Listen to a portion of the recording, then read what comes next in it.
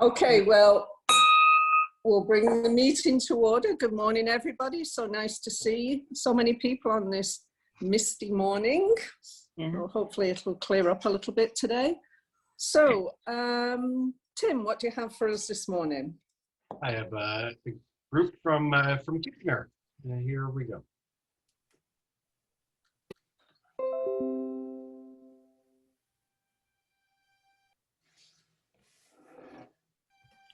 Oh, Canada, our home and native land, true patriot love in all of us command. With glowing hearts we see we rise, the true north strong and free.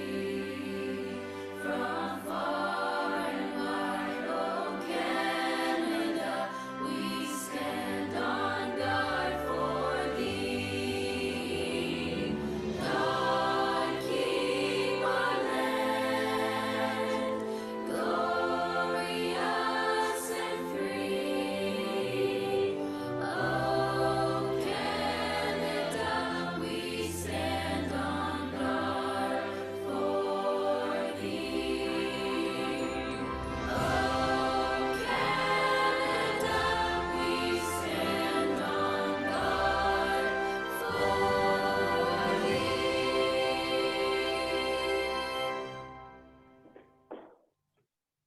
Thanks, Tim. Where was that one from? Kitchener, I'm sorry. the Kitchener-Waterloo area. Wow, that was great. Thank you. You're welcome. Now over to our Sergeant at Arms. Al, what do you have for us today? Good morning, President Ann. Tim, we love your selections at our O Canada every week, and I really love the young kids. When this is all over, I think the one thing that we're going to see and realize that we've really missed is the young kids out playing and running up and down, making lots of noise. So keep those wonderful selections coming. This morning, I want to have a very, very warm welcome to Aaron Lutes, the Executive Director from Gilda's Club. Aaron, nice to see you again. I remember our talk at quite a while ago, and when I heard you were coming back, I thought that was wonderful. Nice to see you. A very warm welcome from all the Rotarians in Innisfil, and keep up the great work you're doing at Gilda's Club. Quick hello and a good morning to Dwayne. Dwayne, we're obviously doing something right. You keep on coming back. It's wonderful to see you this morning. Welcome. And Robert, nice to see you this morning. So to our guests, welcome. President Ann, I don't have an awful lot, but we are getting through this, although we seem to have taken a little bit of a step back. Province is shut down, the kids' school shut down, but oh my goodness, we've been doing it for over a year. Let's keep doing it. I see the protests, I see the people going against the rules, and I understand, I know, but the bottom line is if we don't do it, this isn't going to go away. So to all of our Rotarians out there, please abide by the rules and stay safe. That's all I have this morning, President Ann. Thank you. Thanks, Al. Okay, Jen, are you going to introduce this morning's speaker for us? Thanks, President Ann. Aaron Lutes carries over 20 years of fundraising experience into his role as the Executive Director at Gilda's Club Simcoe, Muskoka, which he's held for just over 1 year now. Aaron started in healthcare philanthropy as a student intern at RVH Foundation in the mid-90s, which helped launch a career at the Riverdale Hospital Foundation, RVH Foundation during the I Believe campaign, Mount Sinai Hospital Foundation, and Wellspring Cancer Support Foundation in Toronto. If you have heard of the Hockey Night in Barrie event or Radio for Radiology fundraising drives, then you've experienced the behind-the-scenes impact of Aaron's fundraising skills. Aaron brings a diverse fundraising background back to the local landscape, and as a lifelong Barrie resident, he understands the local challenges facing Gilda's Club Simcoe, Muskoka. Aaron played for the Innisfil Bruins Junior C Hockey Club and now loses all fights to his wife and 3 children. Please welcome Aaron.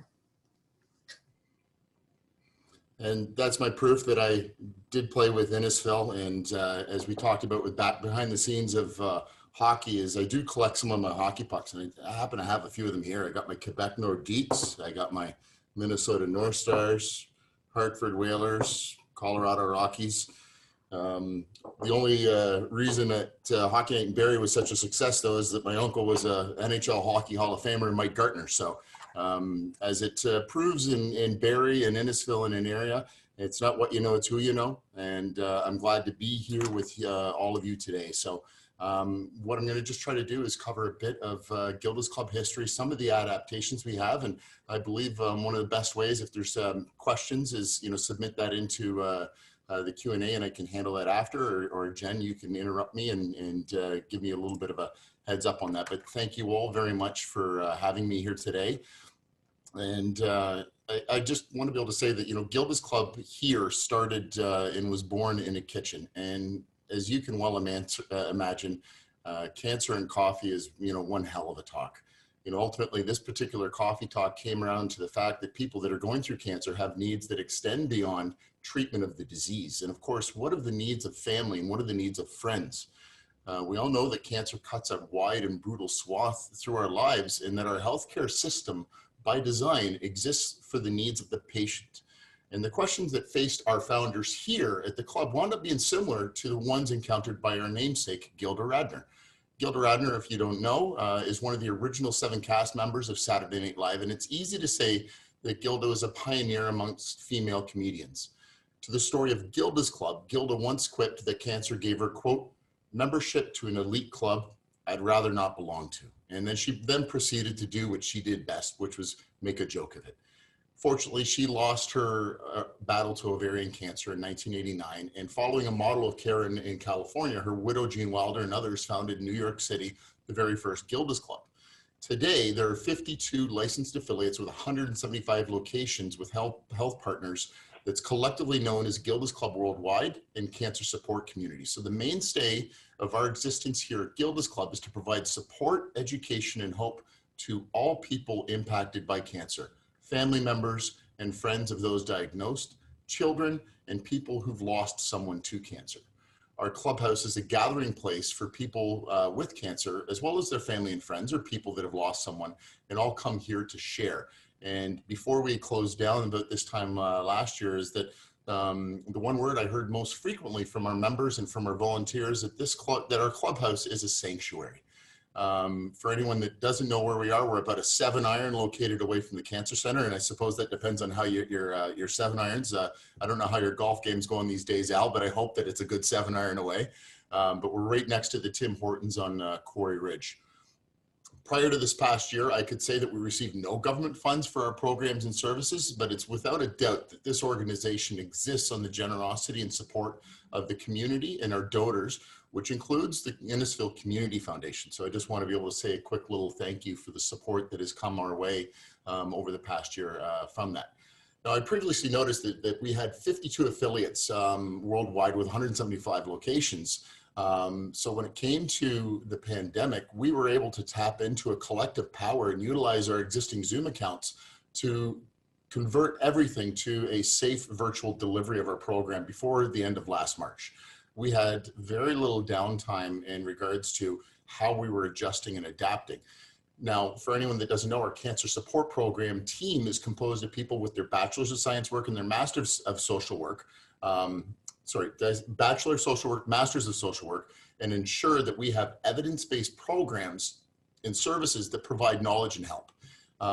As noted in the intro, I worked at RVH on the campaign to build the cancer center that we have here. And the one thing that I said in the several years that I was there, more than anything else, was we need to bring care closer to home. It naturally begs the question of why closer to home? And it was to be closer to your family and friends, the greatest resource a cancer patient has when battling this disease. We have a great facility in the RVH Cancer Center, but our healthcare system is by and large designed around treating the disease. Really good hospitals are able to treat patients as people and not just as numbers, but this is by no means a guarantee. And what is there for the family? What is there for the friends, the caregivers of someone who's going through that journey? The impact of a cancer diagnosis ultimately doesn't end with the person who has the disease. What is there for the husband? What is there for the wife? What is there for the children or parents of someone diagnosed? The Canadian Cancer Society in 2019 statistics continue a trend that we've seen for many years, is that 1 in 2 Canadians will be diagnosed with cancer in their lifetime. those same stats from Canadian Cancer Society will say that 1 in 4 Canadians will die from their diagnosis within 5 years. Now for us here is, I look to be able to reframe that fact as 1 in 4 survive their cancer diagnosis thanks to research, thanks to new treatments, access to care, and new technologies. When we sit here and we take a look at a well-known case, which is Terry Fox. In 1977, when he was diagnosed with osteosarcoma, he had a survival rate of less than 5%. Fast forward today, it's well over 80%, and amputations are almost unheard of.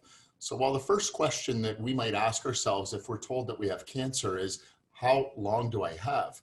The more relevant question that's coming forth because of the changing yardsticks of outcomes is, how do I live with cancer? And I submit to everyone that Gilda's Club is that answer. We're one of those places that if you know us, people know the good work they do, they love us. And we have a tremendous group of supporters and donors and volunteers who've been there ready to help us when asked.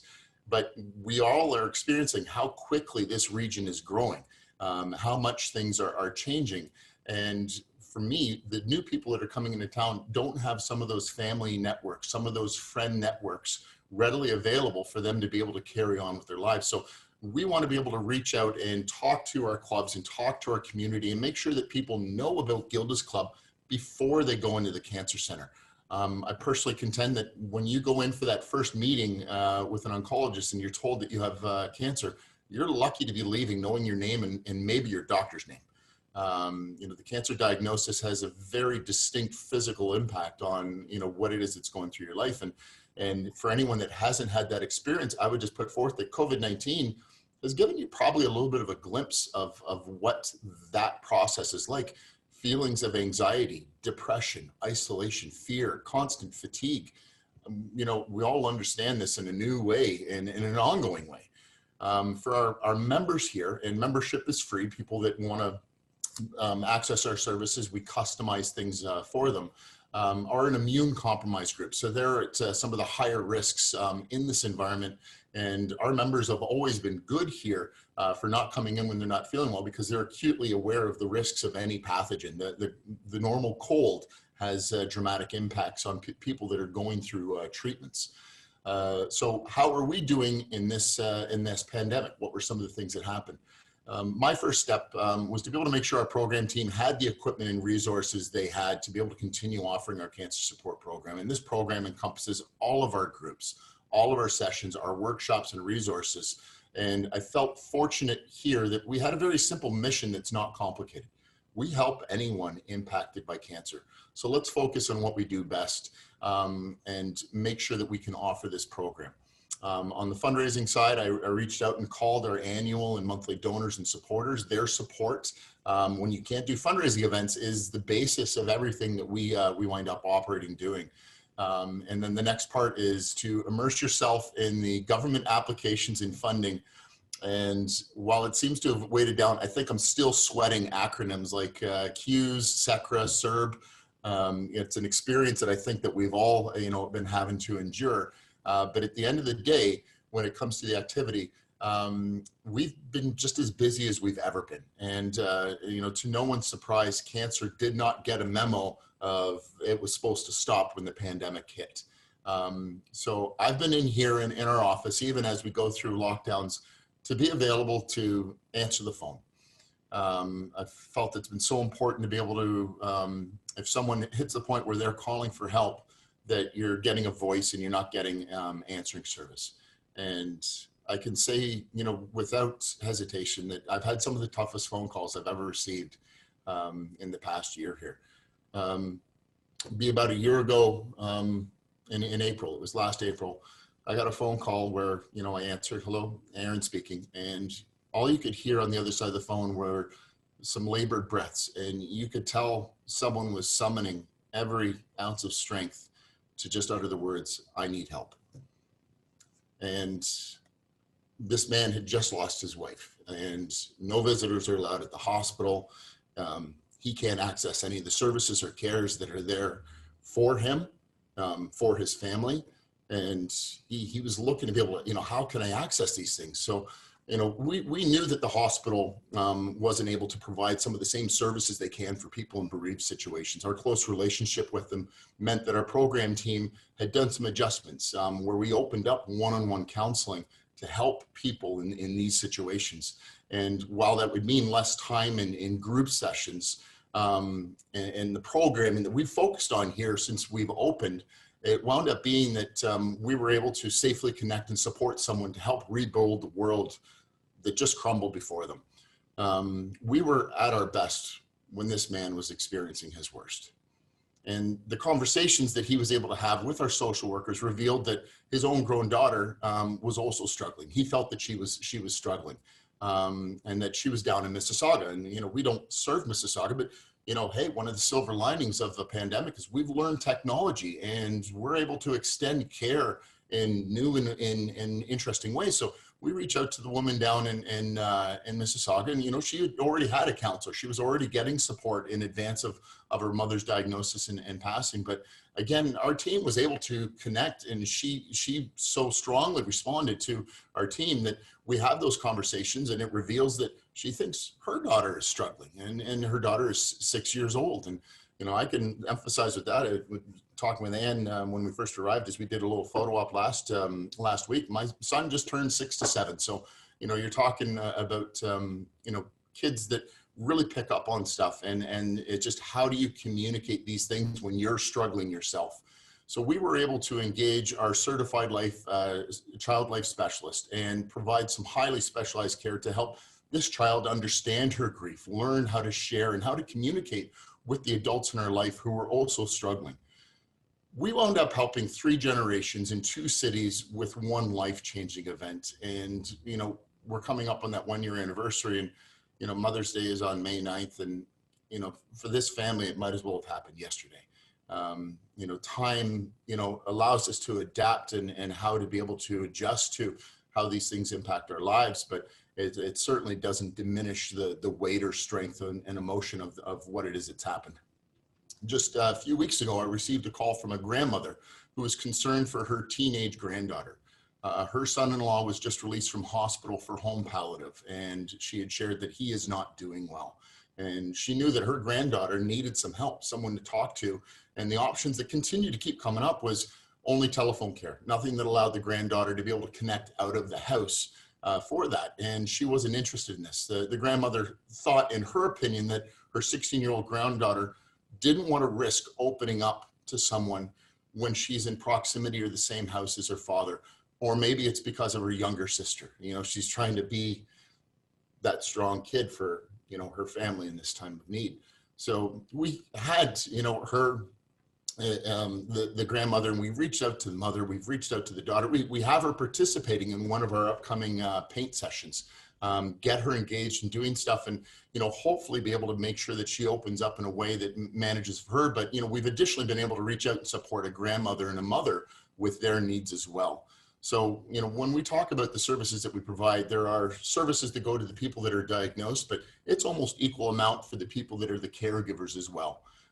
So, you know, care for someone who's diagnosed after treatment, care for the caregiver, care for the husband, care for the wife, the daughter, the son, the partner, the parent. It's, you know, any cancer, any age, you know, any time, we're here to be able to provide those services. And I can go on and on with more stories in the recent months to be able to press the point that I think we all know too well, is that we are all impacted by cancer. We don't get to decide how cancer visits our lives, but we here at Gilda's Club are ready to help when it does. Our cancer support program is providing care because of the support and raise awareness of groups like yourselves, the support of the donors who help make this possible. And, you know, in the coming year of support, I want to say is the need is going to be greater than ever. And talking with the RVH Cancer Center, we're seeing a massive shortfall in screening. And we don't have specific North Simcoe Muskoka numbers yet. They should be released this month, but I've heard from the person at the RVH Cancer Center that the numbers across the province are quote unquote alarming. When we talk about breast cancer, colorectal cancer, and other screening things that you're talking about screenings down, 250,000, 500,000 on an annual basis. And we're hearing and seeing with some of our US affiliates that cancers are now coming forth in more advanced stages. So people who didn't access their physicians for screening or detections, or were afraid of going into the hospitals where these screening detections happen because, this is where the sick people are going, is these people are now can't ignore symptoms that are coming forth. And instead of being told that they have stage 1 or stage 2 cancers, they're coming forth with more stage 3 and stage 4 cancers. And I would be remiss at this point to acknowledge that the lockdown that's currently come down has a great impact on surgeries. And while cancer surgeries are not considered elective, I did see a story in Aurelia where a woman who had stage 3 cancer has had her surgery canceled or postponed. And time is of the essence in these circumstances. So there's going to be a challenge that is coming forth, and the way that I've described it is that we saw in January and February and in the starting days of March last year, people were talking about there's a pandemic coming, there's some things that we need to prepare for. These are the alarm bells that are starting to go off in the cancer circles as to what's happening. And I would unfortunately say that as we're getting out of a pandemic, we're going to be seeing, many other health concerns that are going to be hitting there. So what we've been trying to be able to do in advance of these things is, use some creativity around of what it is that we're doing. And one example that I want to be able to talk about is just our child, youth and family programming. We had reached out with Innisfil Community Foundation, and it was a great conversation with Jen and being able to say, this is an idea that we're working on, and we wound up submitting it in for funding. And you go through and you realize Jen knows someone who's works at more packaging. How can we come through? We create a special template, and we make these boxes where we can send these into schools, and our certified child life specialist walks primary grade children through a story and a program to help them decorate a worry creature. She did a little video in April last year where she used a Kleenex box, and we realized we don't want kids bringing their Kleenex boxes into the classrooms, because where do you reach for the Kleenex boxes when you're not feeling well? So let's get something that's sterilized, safe, something that they can get in and easily color and decorate. And she talks to these 4 and 5, 6-year-olds on, what is stress and anxiety? How do these ages identify and understand stress and anxiety? How do they communicate? How do we help kids with that? So, we've come to learn some very specific tools as we deal with, help kids, who are with cancer deal with stress and anxiety. And for this Worry Creature program, we felt that we would drop our cancer-specific focus to help all children who are suffering because of COVID-19. The source of stress and anxiety doesn't change the tools on how to be able to handle or be able to address that. And we wanted to share this effective tool to their benefit, helping kids learn valuable skills and tools of how to cope with the immense challenges of this world. Through the process, we've did the pilot program. I want to say that we've had 6 Innisfil schools already who've participated in it.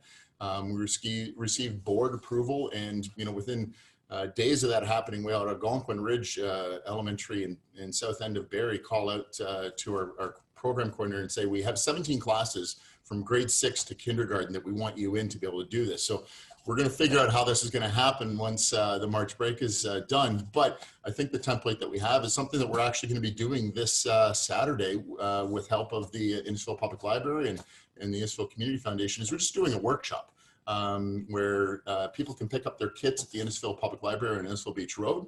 Our certified child life specialist will run a webinar, so it's not so much of a Zoom where you have to police or monitor all the things that are happening in the rooms. It's just her going through the process of what it is that we're talking about. And we certainly hope along the way that more people learn about Gilda's Club and the skills that our program team has. And quite honestly, in the 8 classes that we had just through some of the initial piling into this, we had three families identified and are now accessing our services because of that. So, similar to the 3 generations that we helped over a year ago, we're helping more families with that. With regards to what it is that we'd look to be able to do going into the future is, while we have a clubhouse and so much of our activity has been based in the physical world of in-person programming, is we're going to look more at satellite programming. We're going to look more at supporting virtual programming to validate and build cancer communities. So when we talk about how we can better support residents of Innisfil, is, let's utilize the Rosardo Health and Wellness Center. And again, these were conversations I had with Jen, and looking to be able to do it. It's just this world keeps not wanting to cooperate.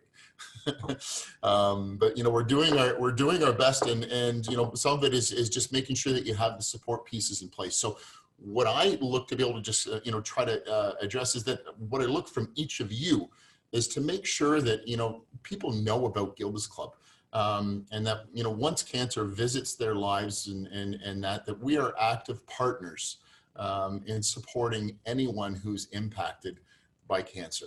And so much of what we're doing is adapting and just doing the best we can. But this was, I think, a bit of the principle behind a garden dome that we set up in our courtyard. And if no one had seen the details with that, I'm happy to be able to share a video, but you can just go to our website, where this garden dome is just a bubble in our courtyard. We decorated up trees with lights, is that we had families that weren't going out for dinner. They could go out on a patio maybe, but then you're dealing with servers and other people. And we provided this safe spot where food can be delivered, dropped off outside the dome. They can go in this plastic dome, which is, even in -30 weather, we had heaters in there that kept it up to 20 degrees, and they could enjoy a night out without having to worry about connecting in with any other people. We had a family from Beaton. Their daughter had just turned 12. She's in her 5th bout of cancer, and they hadn't been out since last March, and they came out just before Christmas, and we had a meal brought in, and they were able to have their first meal out as a family in that time, and they had a fantastic time. And we opened that up for partnerships with Cool FM, and Rock 95 was supposed to be happening, where we could get normal people in the community to access this as well, because we're all suffering, and in the process of that is to let more people know about Gilda's Club, and we look to be available and answer questions, and make sure that we're providing the services in the best, most efficient way possible, and responding to our community's needs, which again continues to change. Canadian Cancer Society closed down a lot of their community offices about this time last year. And part of it was because their Daffodil campaign couldn't operate and run. And I've heard that they ran into like an $80 million deficit across Canada. So you want information and resources, you go to the website, which, that's what we would be doing now anyway. But when we return to in person and you want to go someplace and talk to someone, there's fewer resources in our community today than where we were a year ago. So we are going to be here for the year. We've taken great care of ourselves, and are setting up to how we can take some of these new lessons that we've had over the pandemic forward, and better serve our community. So, it's connecting in with people that have ideas, have energy, and have directions to help point us, because I've constantly felt myself as a fundraiser is standing in the intersection of life, pointing people that want to help towards people that need help. And I don't have to preach to you guys about just getting involved in any way possible, because you're part of Rotary. This is the great thing about our community, is Rotarians and all the communities have done such a great job of supporting the community and doing these things. So, with that said, I'll turn myself to answering any questions that you might have. But hopefully my rambling has gone on long enough, and you're like the coach that I used to have in Innisfil that, get the hook and get me off the ice. Okay, thank you, Aaron. I personally want to thank you for everything you did for the Cancer Centre and for Gilda's Club. When I was diagnosed with cancer just over a year ago, my husband and I joined Gilda's Club, and we were very fortunate to be able to visit the clubhouse, as you refer to it, a couple of times before it closed down. It's a beautiful building. I encourage anybody who hasn't been inside Gilda's Club, that once it's open again, to go and have a look. It's just a very beautiful, tranquil place. Love the kitchen. There's always fresh coffee and fresh muffins around for people to help themselves too. But and I us on an ongoing basis with letting us know all the programs that are available virtually. So thank you, Aaron. Anybody else have any questions for Aaron?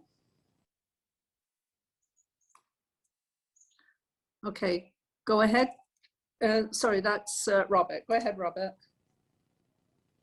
You're on mute. Sorry, yeah, I just, Yeah.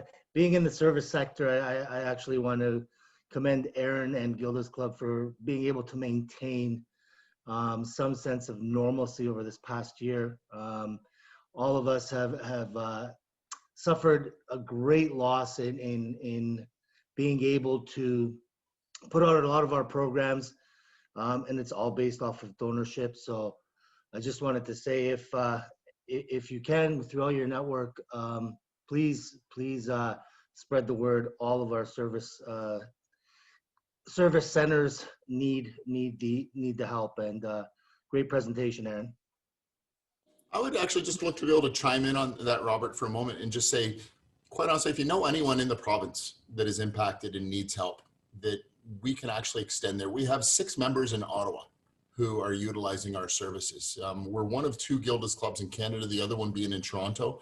You know, there's other organizations like what it is that we do, but you know, it's not like that across Canada. So we have people that are licensed in Ontario. We can really extend services throughout Ontario. So you know, we appreciate that, and I also just want to be able to say that virtual programming, while it's provided these opportunities, is certainly a kind of like Diet Coke to the Coke of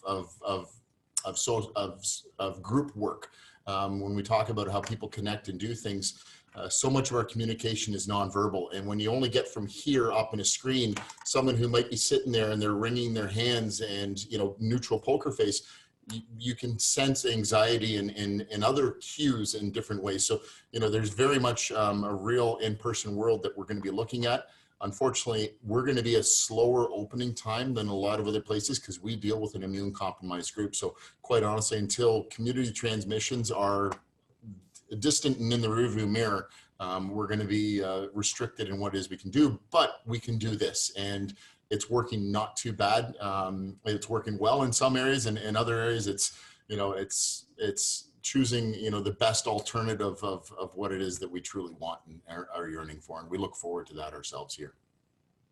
Thank you, Aaron. Did anybody else have anything before we move on with today's agenda?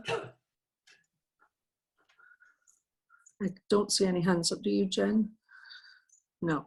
Aaron, thank you so much. We really appreciate it. And as you mentioned, for anybody who has small children or grandchildren, there is a program available through the library. I believe it's this weekend, right? I think it's the 14th, yeah. And, Saturday at 2. Saturday at 2, the webinar that young children can sign up for through the Innisfil Library. So again, thank you, Aaron. You're welcome to stay for the rest of our meeting if you want, but we understand if you have to leave. But thank you so much for everything you do. Thank you, Aaron. Thank you. Okay, moving on.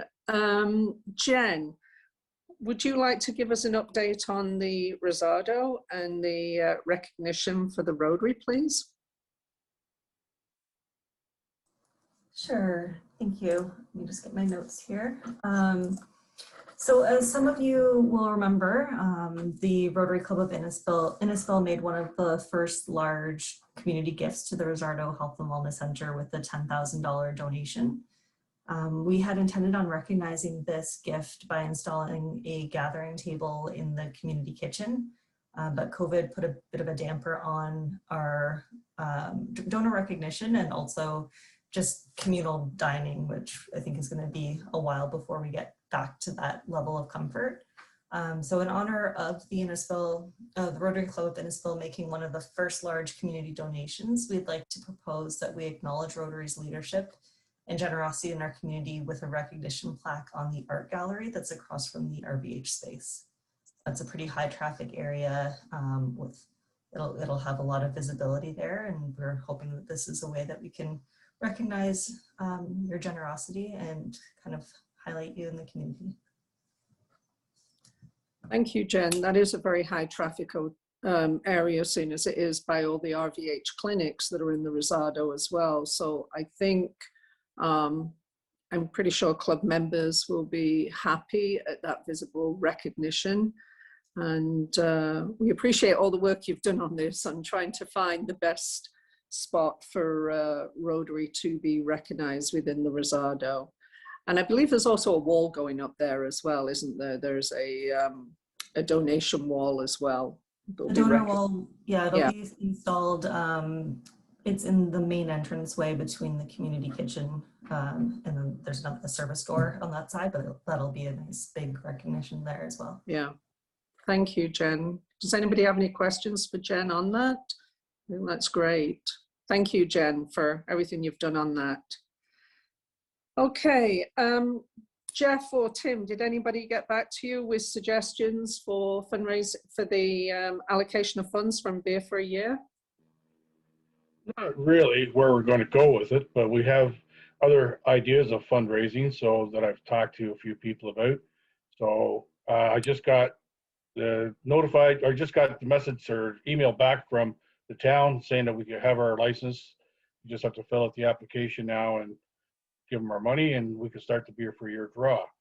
So where we're going to allocate it to, that I don't know yet. Okay, let me know. Find something. I just want to mention one of past President Ann Kell and I walked the trail last week, and I would like to propose that some of our funds go towards different things along the trail as well, so we can talk a little bit more about that moving forward. We'd have to do that in conjunction with the town, obviously. So, okay, Doug Weber, do you want to give us a quick update on Ryla? Sorry, there we are. Good morning. Well, happy to report that we've got 3 local candidates queued up, ready to go to Ryla. 2 submissions are in. I'm waiting for the last video link to send in the last submission, which I think is absolutely fantastic that they're still being able to put that together, put it on virtually. It's still a multi-day event, and lots of youth are going to experience the programming out of this worthwhile event. I know people that have done it before. We've talked to different students that have had this experience, and it's absolutely fantastic. So anybody that was on the Rotary weekend this weekend, which you may touch on again in this program, it was really great. So thank you. Thanks, Doug. And that's great that we had 3 candidates from our club and I know Monica's daughter feels that she really benefited from it when she was able to go 2 years ago. So it's a very worthwhile program for the youth in our community. So that's great that we were able to send 3 people this year. I just want to mention, before I forget, most of you know Rob at the library, the custodian at the library. Unfortunately, his father did pass away. I know it's been a long illness for his father.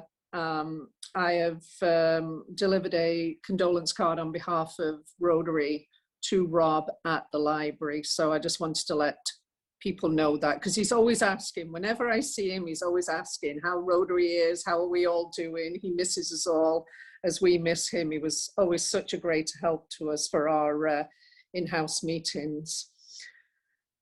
Okay, advertising.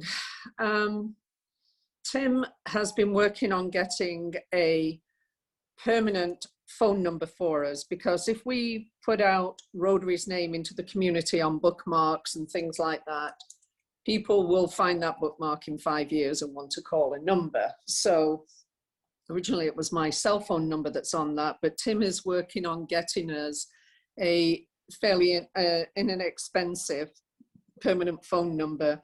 We experimented with one last night, but then Tim was told we can't use that one anymore. So we're still working on that. But in the meantime, Jen, can you put up what the Hardys have come up with now? I'd appreciate it. So what we were saying is we want to just get the visibility of Rotary in the community. We're here to help. And we didn't specify what we want to help with. See, we've got the Rotary symbol on the Rotary Club of Innisfil symbol on the face mask now, and we just want to get the message across. Help is as close as the Rotary Club of Innisfil. Whatever your challenge, contact us. Now, you did get copies of this with the agenda. I would ask if anybody has any additional comments, and these are the ones that we can use for social media as well.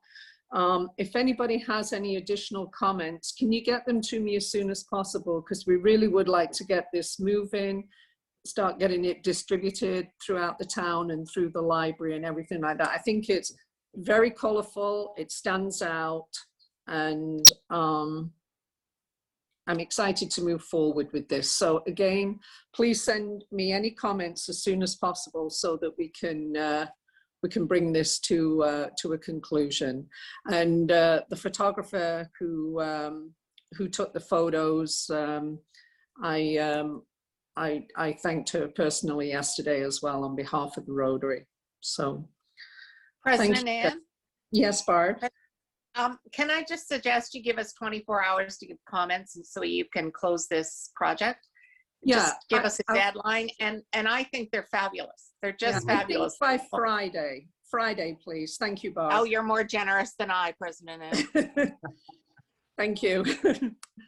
Okay. All right, moving on. I was in the park yesterday, and obviously there's a lot of garbage in Innisfil Beach Park. So I just wondered if Al or Doug, you have further update on the pitching and the water stewardship project. Have we got any dates fairly soon before all the leaves come in on all the bushes and everything and hide a lot of the garbage that's in there? President Ann? Go ahead, Al. So I noticed yesterday, Wasaga Beach is going ahead with their way of doing it this year, a modified version where they hand out garbage bags to citizens who want to register and clean up. We'll be doing, I'm 99% sure we'll be doing the same thing in Innisfil. We just haven't had that confirmed yet, but it will be very, very soon. And you'll be able to register with the town, pick up a small kit at the town offices, and do, on your own, do a cleanup in your area. So we have definitely something's going to happen, but we just don't have the official okay from the town. They have to look at the legal aspects and put out, they wanted people to be able to agree to conditions. So this COVID thing has made everything so damn technical, but I'm sure we've got something coming and coming soon. Thank you, Al. And Doug, what's that you're holding up? I've got one of the garbage bags in front of me here. I'll shut off my background so then you can see it. So these are the yellow ones that we talked about that we'll be picking up along the side of the, how do I go to no background here? There we go. So these are very distinctive garbage bags. And these are the ones that we'll be using. The town has several thousands of these that we'll be handing out. And local Innisfil people can come by, pick up their kit in a responsibly safe, distant manner. And then we'll be able to go out and clean up our roadsides. During the district conference on the weekend, they did talk about backing off the start date a little bit if we need to, just because of obviously we're in a shutdown and we need to be mindful of asking people to go out and clean up their ditches while we're in the middle of the lockdown. However, at the same time, there's lots of people out there doing it already. And to your point, the grass is starting to grow. I've never seen the grass this green at this time of year. So we can't back it off too much, or we'll be fighting a losing battle trying to find stuff in the ditches and along the waterways. Okay, well, So, Doug, President Ann? yes, go ahead, Al. So the next pitch-in committee meeting is tomorrow at 6 o'clock. And then we will probably have the official okay from the town and we can go ahead with this. So as soon as we hear, we'll let you know. That's great. And then we can pick a date where we can all get out there with our Rotary at Work shirts on and help to do some cleanup in some of these areas, and also be part of the Rotary Watershed Cleanup Initiative as well. So thank you, Al and Doug, for that. I think you're going to find, President Ann, that they're not going to support large groups going out. Yeah. It's only going to be your own property because of the stay home order. What about the parks, Chief Fletcher? I mean, they Again, really need, yeah. It's in contradiction to the order. Yeah. The order says you can go to the parks for fitness. It doesn't say to go there for garbage pickup. So the town's been very clear. There's been a lot of conversation around it and a lot of legalities. I know it's frustrating, but the town cannot support illegal activity. So, Until after this current lockdown, right? Yep. And they didn't want to delay it because, as we all know, if you delay it beyond this next week, we're probably not getting the best bang for our buck as far as the cleanliness. So they're Okay. Thank you, Chief. Sorry to rain on the parade, but again, we don't want to be encouraging people to go out. We will do what we can where we can, keeping within the guidelines. So thank you. And if Rotarians take a picture, yeah, even with your family, like it's ideal, just bring your family, the family of Rotary, get them in the picture, forward them on to me, and we'll get them on social media to show what we are doing. But I agree, we have to do it socially, responsibly, and safely. So thank you, Barb. Okay, moving forward, fundraising initiative, tulip bulbs. Andrew, do you want to take that one? Yeah, our district is participating in the End Polio Now tulip campaign this year. We're going to be getting 10 boxes of 25 bulbs of specially colored tulips from that were developed in Holland, and Dutch Rotarians have been using these to raise awareness for the End Polio campaign. But we're going to get 10 boxes at $25 a box. Each box has 25 bulbs. And they're going to be first come, first serve. So I'll be sending out an email to everyone after this with the information on it. And every box we get $13 to $14 that goes towards our Polio Plus campaign. But it will end on, we have no later than the 31st of May to submit everything. So once I send everything out, if you want a box, please send me your information. And again, it'll be first come, first serve for these. Thank you, Andrew. To add to that, President Ann, so the club gets $13 to $14 per box for polio, but the Bill Gates Foundation will be matching that donation for us. So it'll actually be $26 or $27 per box that we get donated. That's great. Thank you, Dean. Okay, just a couple of other things. There's going to be a foundation virtual gala on May 12th from 8 to 9 p.m. It's $110 per ticket. All proceeds go to the Rotary Foundation. $100 of that $110 credit goes towards your Paul Harris contributions, along with a tax receipt. So I think you've all received the email about that one. April 28th, there is a free webinar about the Rotary public image. I have so far sent it to Tim, Barb, and Whitney. If anybody else is interested in attending that webinar, please let me know. And a reminder to register for the district conference in Timmins. At this point, it's still kind of on, but it could end up being virtual. And the other one is if you registered now for the virtual RI conference, which I think is in Taipei. I think that's where it is. There is a discount, and obviously it's a great opportunity for, I think it's like less than $50 to register for the international conference rather than having to pay to fly over there and all the costs associated with that. It's a good opportunity to take part in a international conference. I wanted to mention a couple of things, fundraising suggestions that came up at the, what we call the North Bay weekend, which I think about 6 or 7 of our club members attended. One of them, which blew my mind a little bit, was a bottle drive. And maybe somebody on the line can tell me which club that was. They raised $40,000 from doing a bottle drive. Doug has everything about this. Yeah, that was Luke from the Timmins Porcupine area.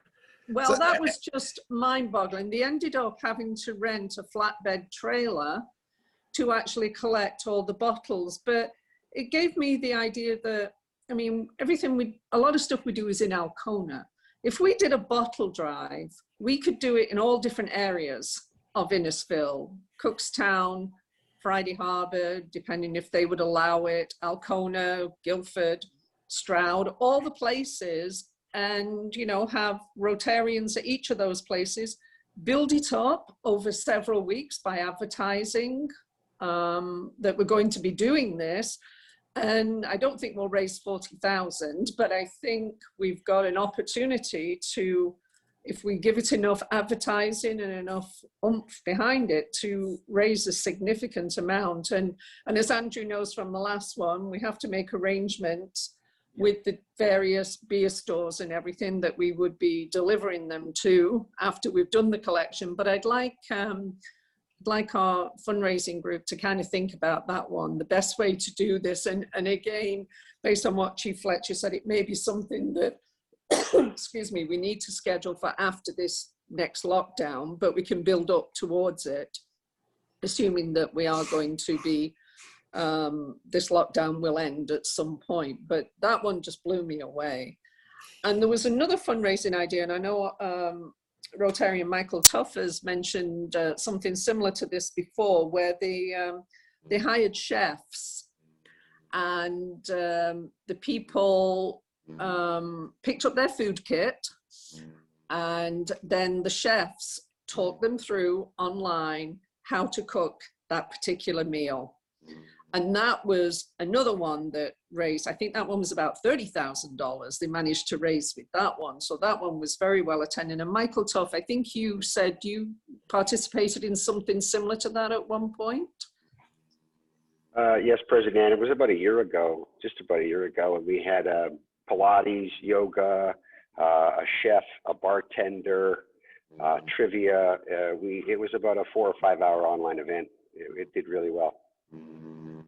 That's great. Thank you. So again, our fundraising team, that's a consideration for moving forward. Now, I don't think we're going to have time today for our normal good news round, but I just wanted to mention as well, at the North Bay weekend, we got a message from our incoming RI president. His name is Shekhar Mehta, and he's from the Calcutta Club in India. And he will be the RI president for the year 2021-22. And he had an interesting statement. He said that service is the rent that we pay for our space on this earth. And his motto for 21-22 is serve to change lives. And I think our motto is service above self. So I think it's a great message moving forward for RI International. Okay, given that we don't have time to do a full good news round, does anybody have anything special they would like to share today? Let's see. Is that Teresa? Were you putting your hand up? Dwayne has his hand up. Okay, go ahead. Sorry, who did Dwayne? Yeah, go ahead, Dwayne. So today I have a 45-minute sort of TED Talk style that I'm going to be doing for young entrepreneurs. So I've been preparing for that, and I'm excited to speak today. That's great. Thank you. Anybody else? Doug Weber. Aaron, thank you so much for your speech today. You did a fantastic job. And I remember a time not that many years ago as a life before Gilda's Club in Barrie, standing in the middle of the field where the clubhouse currently exists. Because at that point I was part of Tim's, and we were part of doing a fundraising campaign to kick off the initial build. And it was just incredible to see that whole structure come to life. And then over the years, it is what it is today. And I too am a member because my family has been touched by cancer, and all the great things that you support and how you do them. Thank you so much. And to all the staff and programming there, it's fantastic. Great job.